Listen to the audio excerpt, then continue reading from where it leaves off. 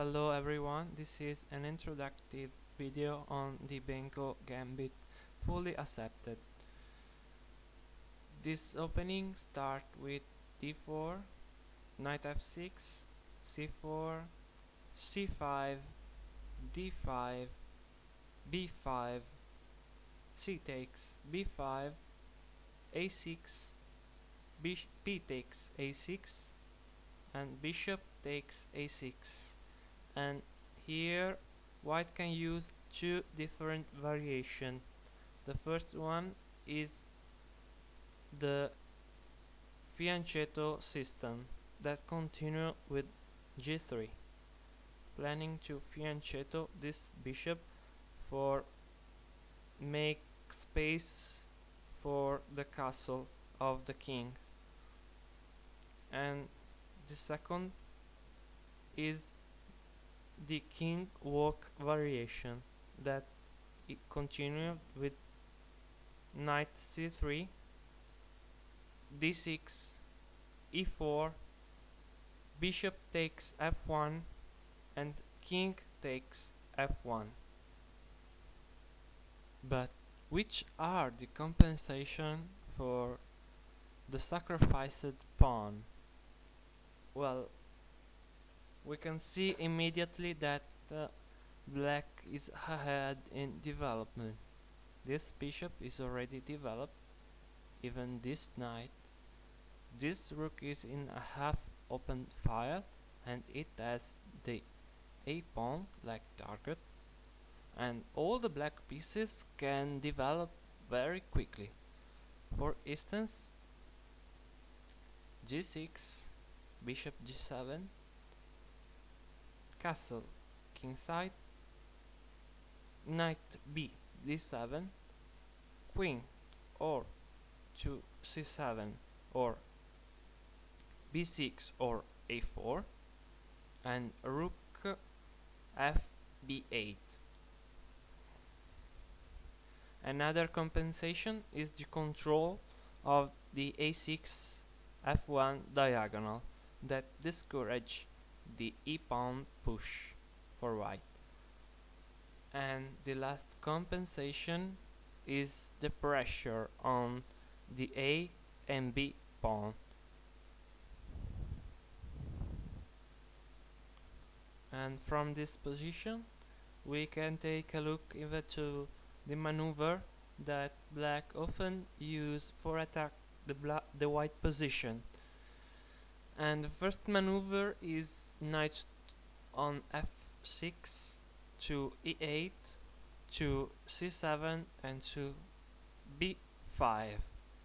And this maneuver is useful for activate this bishop and attack this knight. Another maneuver is the maneuver of the knight on d7, knight on d7 to b6 and to a4 or c4 for attack this pawn. Even the c5 pawn is strong because white has always to keep an eye on the push c5 to c4, and this move is useful for free the c5 square for the knight. And the c5 push is even useful in a position like this, for instance, where white plays b3 and c5, and this move will break the white pawn structure.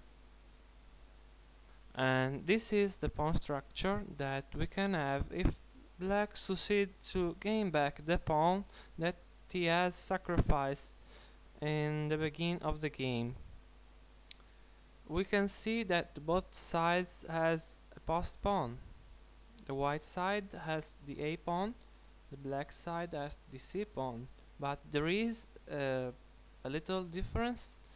The a pawn of white is isolated and can become an easy target for the black pieces, but the c pawn of black is protected and more advanced, and so it's stronger than the a pawn, and for this reason the endgame is favorable for black.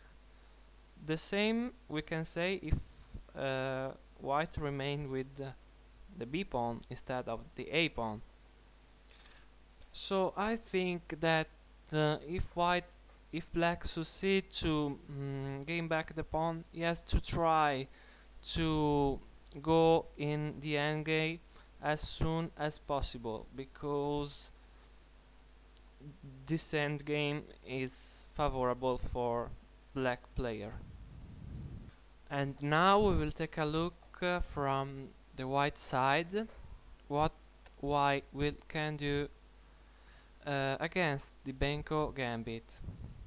And white main problem is the a6 f1 diagonal, and like I said, there are two main plans, and white has immediately to decide which plans want to follow. If to play knight c3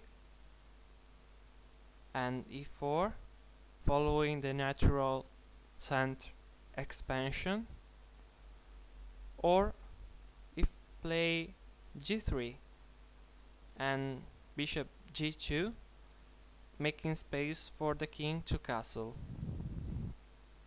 There is even a hybrid variation of these two ideas, but we will see it later. So in the first case, knight c3, d6, e4, bishop takes f1 and king takes f1, white lose the possibility to castle, and he has to castle artificially, for example by playing g3,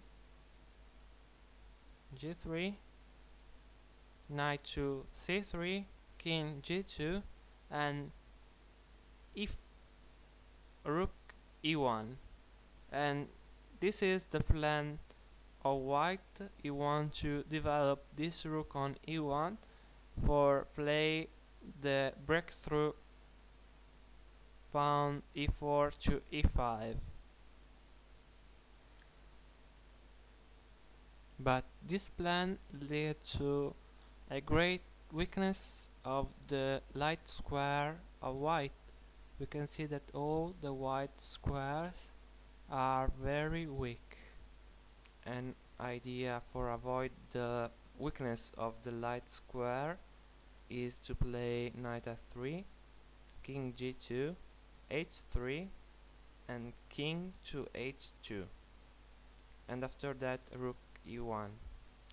But this idea is better, yes, because now the light squares are not weak, but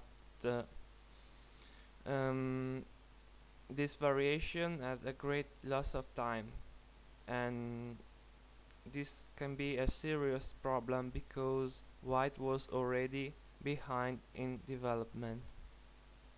And the last idea that white can use is to exploit the fact that black castle very quickly, and in this position g4 is possible, threatening to play the pawn storm on the king side. For instance, after g4, h4 and g5, the knight has to move, and queen to g4 and queen to h3, threatening to play h5 and aiming to this point